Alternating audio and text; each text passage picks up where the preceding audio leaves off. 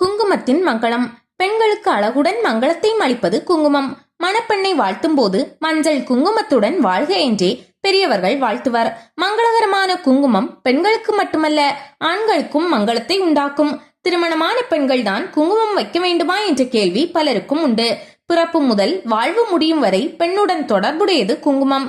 திருமணத்திற்கு பின் நெற்றியில் இடுவதோடு சீமந்த பிரதேசம் எனப்படும் வகிட்டிலும் திருமாங்கல்யத்திலும் குங்குமம் வைப்பது அவசியம். சுமங்கலிகள் குங்குமம் இல்லாமல் வரும் நெற்றியோடு இருக்கக்கூடாது.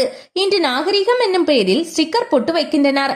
நீண்ட நேரம் அழியாமல் இருக்க வேண்டும் என எண்ணினால் ஸ்டிக்கர் போட்டு வைத்து அதற்கு மேலோ அல்லது கீழோ குங்குமம் வைப்பது நல்லது. மணமான பெண்கள் குங்குமம் அணிந்தால் பிறர் நம்மை வசியப்படுத்தாமல் தடுக்க முடியும். ஹிப்னாட்டிசம் போன்ற உளவியல் ரீதியான பிரச்சனைகளிலிருந்து தப்பலாம். புருவ மத்தியில் உள்ள அக்னா சக்கரத்தை குங்குமம் தூண்டுவதால் விழிப்புடன் செயல்பட முடியும். உடலில் சூடு தணியும், மனதில் புத்துணர்ச்சி மேலோங்கும். கர்ப்பிணிகள் குங்குமம் வைத்தால் கருப்பை தொடர்பான பிரச்சனை விலகும். மஞ்சள், படிகாரம், சுண்ணாம்பு, நல்லெண்ணெய் சேர்த்து சுத்தமான முறையில் தயாரிக்கப்படும் குங்குமம் இடுவதால் தெய்வீக சக்தி அதிகரிக்கும். மஞ்சள் சிறந்த கிருமி நாசினியாகவும் உள்ளது. வீட்டிற்கு வரும் சுமங்கலிகளுக்கு குங்குமம் கொடுத்து வழி அனுப்பினால் வீட்டில் மகாலட்சுமி கடாட்சம் நிலைக்கும்.